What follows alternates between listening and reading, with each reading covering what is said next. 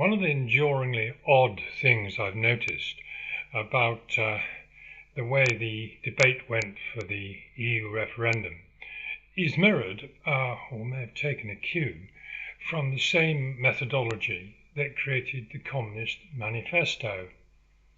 It seems that the ills of British society and the way England particularly behaved and all the troubles behind them were assumed to be some kind of evidence or bedrock for a wonderful future as part of the European Union. This is odd because justifying something on the basis of the ills of something else is a way of giving foundations and to very dangerous or faulty foundations to the utopia that's being suggested, that we should struggle along that shining path towards. A similar thing, when you read the Communist Manifesto, you will see that Marx and Engels continually refer to some of the most appalling aspects of Victorian society. Women, for instance, as little more than chattel, and so on and so forth. So the foundations are dodgy. Good foundations should not be based on the ills of the past, unless you assume that the past justifies the future. The past can teach you a lot, but using it as the foundation for the future is extremely odd and dangerous. It is arguable that the ghastly outcomes of Marxist ideological states, and that almost universally end in a ghastly way, being based on the unpleasantness of the past, are inevitably unpleasant in nature. I was reading through the Communist Manifesto and I came across some adjuncts to it. One was called A Communist Confession of Faith. There's a lot of religious elements to this. And what struck me particularly was section 21, 22 and 24. I'm going to read 21 and 22 and a small part of 24, which is in 3 sections, which is about the socialists, the good, the bad, and the really bad socialists. The good part on socialism I'm going to read because it does indicate quite strongly that roots of socialism or roots of communism are in socialism. Anyway, let me just get this up first of all. I'm going to get the bit on the what will the influence of communist society be on the family. This is quite revealing. It'll transform relations between the sexes into a purely private matter, which concerns only the persons involved and into which society has no occasion to intervene. It can do this since it does away with private property and educates children on a communal basis, and in this way removes 2 bases of traditional marriage: the dependence-rooted private property of the women on the man, and of children on parents. Now, parts of this are quite creepy already.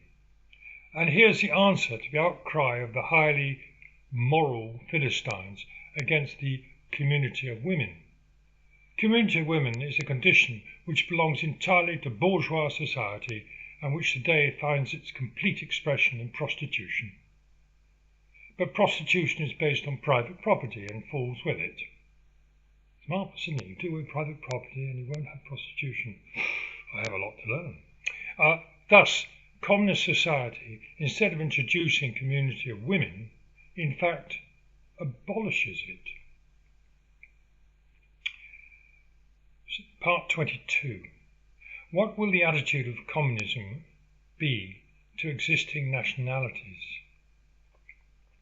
And this is very interesting because it explains a huge amount of what's happening today with the migration crisis in Britain and elsewhere. The nationality of the peoples associating themselves in accordance with the principle of community will be compelled to mingle with each other. Note the use of the word compelled. As a result of this association, and thereby to dissolve themselves, just as the various estate and class distinctions must disappear through the abolition of their basis, private property. I don't know whether he's arguing that private property is the cause of cultures of different people in different countries, private property being the ultimate bugbear that causes so much upset, dismay and division. Interesting. And then part 23 is also quite revealing. All religions so far have been an expression of historical stages of development of individual peoples or groups of peoples, but communism is a stage of historical development which makes all existing religions superfluous and brings about their disappearance. So much for the left-wing alliance with a particular, quite militant interpretation of a religion. Now these are very odd, but if you look at, for instance, Pol Pot's Cambodia, this speaks volumes. And particularly a bit on nationalism, which is interesting, because it seems to be that there's a belief, just by a sort of melting pot belief. You know, you can put in a Islamic fascist in a pot together with, I don't know what, a well-meaning socialist living in a comfortable suburb of London, whose imagination has never gone beyond their front door, even though they've travelled the world. It is amazing how people manage to do this. They will go across the world. This happened in the 60s particularly. You had those sort of hippies, wealthy hippies, going to India, and they could literally trip over beggars with maybe one or two limbs missing in the street, and they didn't see them. They were happily strumming their guitars and going to this guru or that guru, thinking that, the world's lovely. And yet the poverty that hit them as they got off the aeroplane was like a tidal wave. It's just unspeakable. But they didn't see or think about it. So obsessed were they with their own self-importance.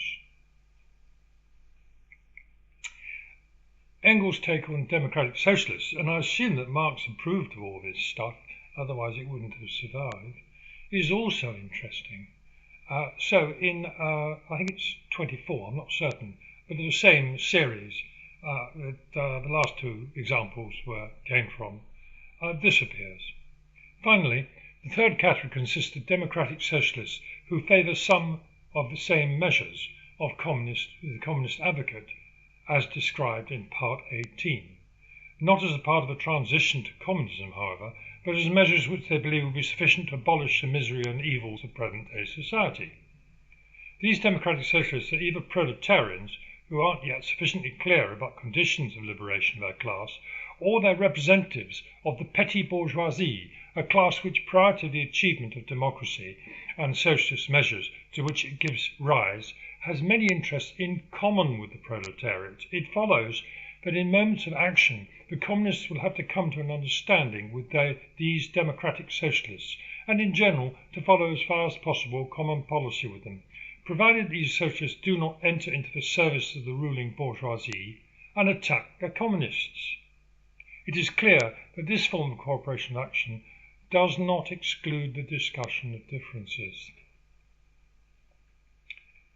So I think what Engels is saying here, and Marx also in effect, is that the principles of socialism by and large are in tune with those of the communists. It seems reasonable therefore to conclude that socialism is, or can be used as, but I think is, a stepping stone to communism. It is just a means, and it's an introduction to it, a sort of child before a fully blown communist appears. So what I find interesting, particularly about Marxism, is its view of human nature. And this is odd, because at one point it suggests that human nature must have at least two types, the capitalist one and the proletarian one. The proletarian one is obviously one we're all rooting for, and the capitalist one is money bags, greed-driven. Money bags is an expression he uses in Das Kapital. It's very close, actually, I think, to the remark about Jews being capitalists being internally circumcised Jews. I may be wrong there, but anyway. So it's clear from these examples, particularly the one about nationalism and destruction of the family, those two, that modern day political behaviour, ideological behaviour, it is following the Marxist playbook pretty closely. During the war, Blackwell's produced an unexpurgated version, translated of course into English, of Mein Kampf. This I think was in 1941 or 42. It's a hardback, obviously. I have a copy somewhere. It's a long time ago, I had to dig it up. I've got a more recent translation of Mein Kampf, which isn't quite as good, strangely. And this was, you could buy it in England. It wasn't censored or anything, because this country was so, Great Britain was so convinced that we were onto the right thing. They didn't feel threatened by translating something like that. And if you bother to read Mein Kampf, and it's a hard read, you will find that most of the prescriptions that came out of Hitler's mouth later are in there. It's not a secret. And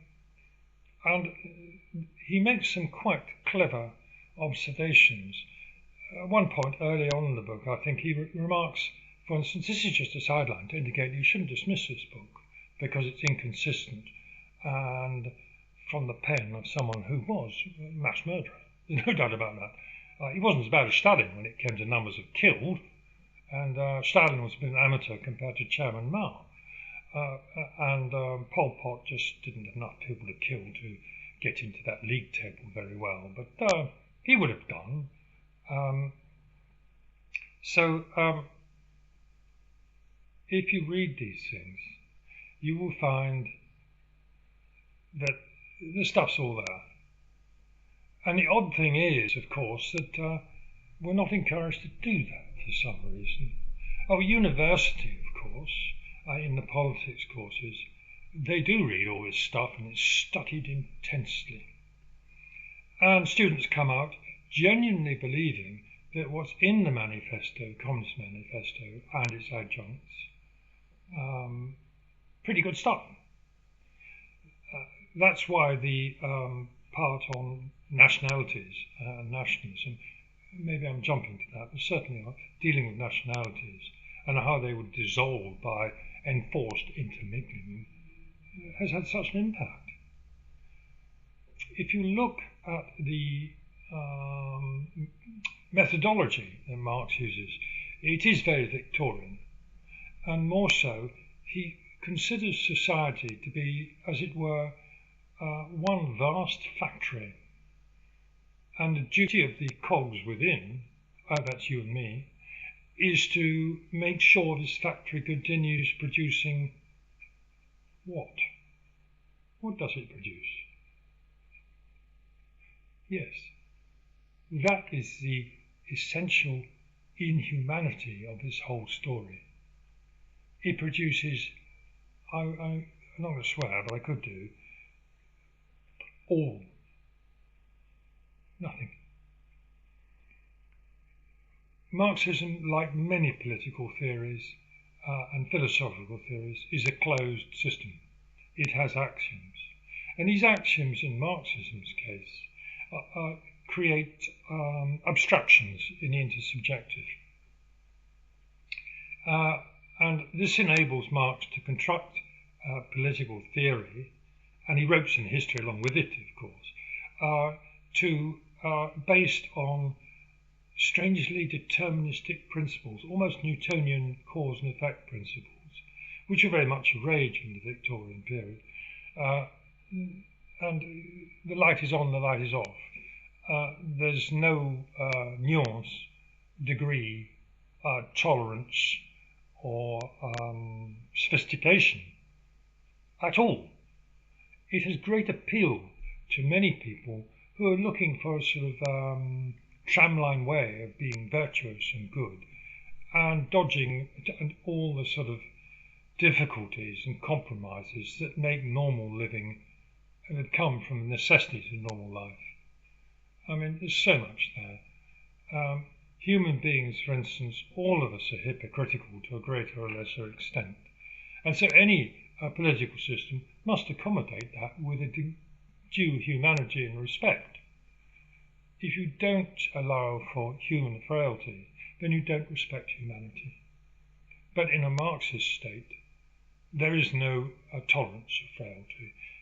In Stalin's Russia, if you made an off-coloured joke, to the gulag with you, or simply quietly taken down into the basement of the then equivalent of KGB headquarters, and a bullet in the head. It's very simple.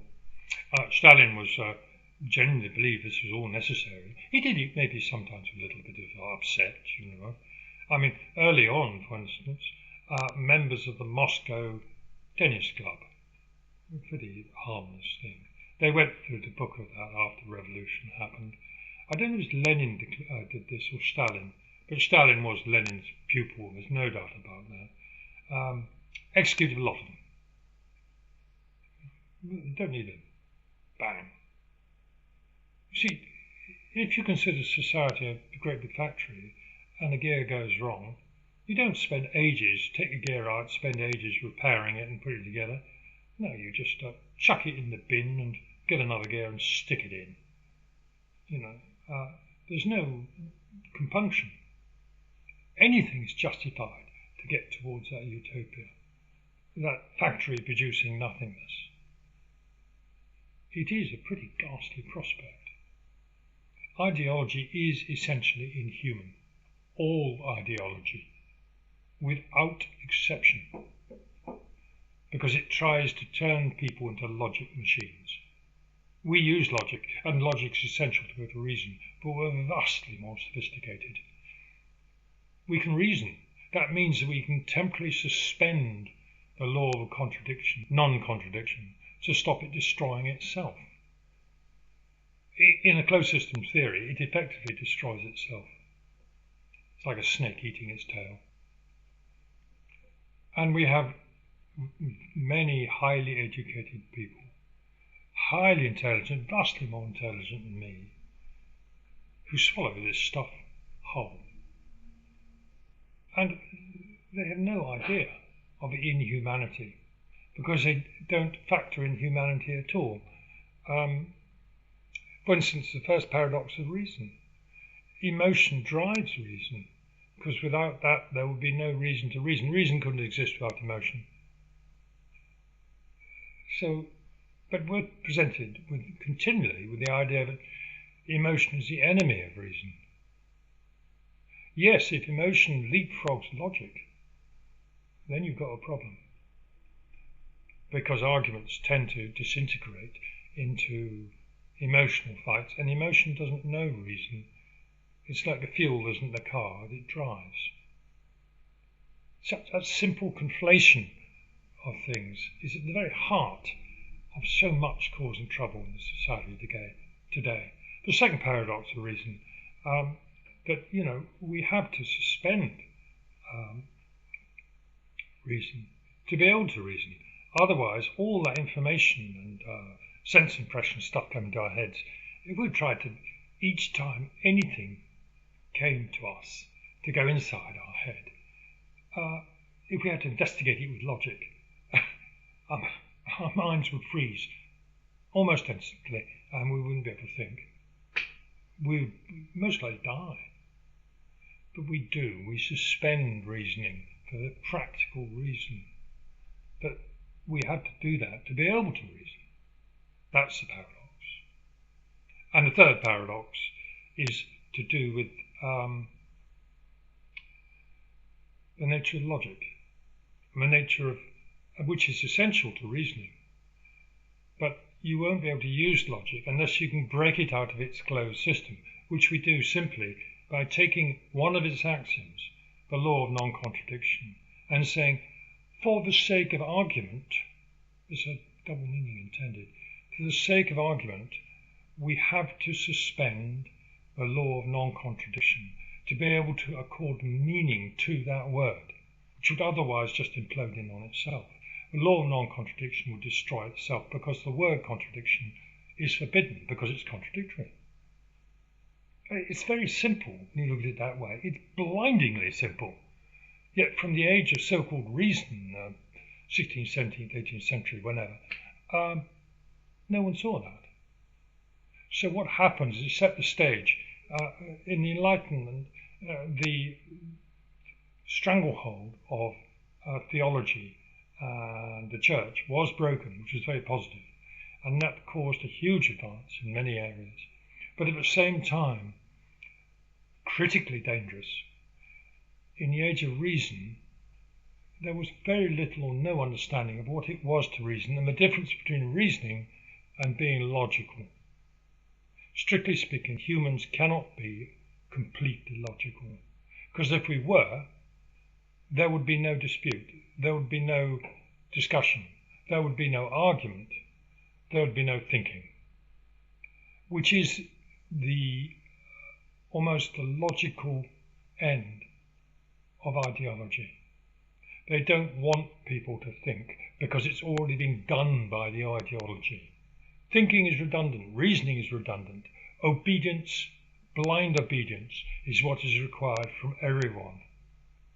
Except perhaps one or two, right at the top, you can call them dictators if you want, Stalin, Mao, A.H., whoever, Pol Pot. There are many others in history, but they're the big ones that come to mind immediately. There are wonderful people who just sort of keep us on the tram lines of ideological correctness. The sort of gods outside the machine of society pulling the levers. They're sort of beyond us. Dare we criticise them, then that's curtains for us. Well, fortunately, I can say this sort of thing now because we've got some way to go before we get there. But I can tell you, when I was at university, and I was deeply unfashionable at the time, in the late 70s, middle to late 70s, I had a title, an English title system was won by force, by law. It wasn't a pretty thing, it needed to go. It's still there, but it's not quite as unpleasant as it used to be. Some of the people said to me with a sort of smirk on their face, oh, in a year or two's time, or 10 years' time, you're in for a chop jump. And they said it with a slight smile on their face, but underneath, in several cases, they really meant it. Yeah, I shouldn't say it sounds awful, but it's fashionable. I'm going to stop doing that. Indeed, that's what I experienced. I don't want you to cry for me, because I left that world, and I learnt a huge amount from being in it. It gave me an unparalleled education, not just a formal education, but education in society and the nature of caste as opposed to class. They intertwine, but they're not the same thing. Caste is more ugly, and it is a major problem in English society. But they don't talk about it. So, in conclusion, I recommend you read this Communist Manifesto. I'll put the link to a PDF in the script below. It's worth reading, and it's quite chilling. And once you've done that, you will understand the nature of the, I suppose Musk would call it mental virus. It isn't that. It's the nature of how people's minds are possessed by someone else.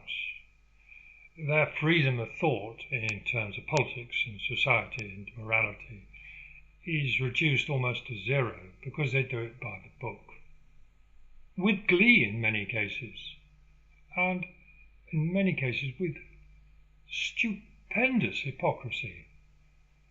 You can see the likes of the BBC journalists who've gone independent now, and many of them show their true colours, and it's not pretty. And nearly all of them, or most of them anyway, are pretty wealthy. But you see, it's going to be perfectly all right because they're on the side of goodness, and if you're doing the right thing, then a bit of inequality is fully justified. Yes, Animal Farm and all that. Oh, the cliches roll in, I know. As a sideline, Orwell developed his political beliefs over his lifetime. He's not owned by the left or the right.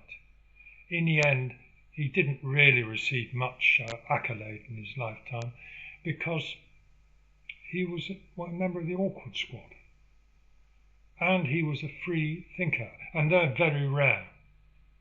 Free thinking is possible despite Marxist determinism because of the metamorphosis of meaning in language. I won't bore you about that now, but it is clear evidence that we can think freely. That doesn't mean to say we've got freedom of will, but it does mean that we are free of these poisonous closed system theories. Humans are much greater and more sophisticated than that, and we need serious attention, academic attention to the nature of democracy and the nature of society and culture. So far, we've got very little in that line. A lot of hope. We can do things, and I'll keep churning away. Thanks for listening.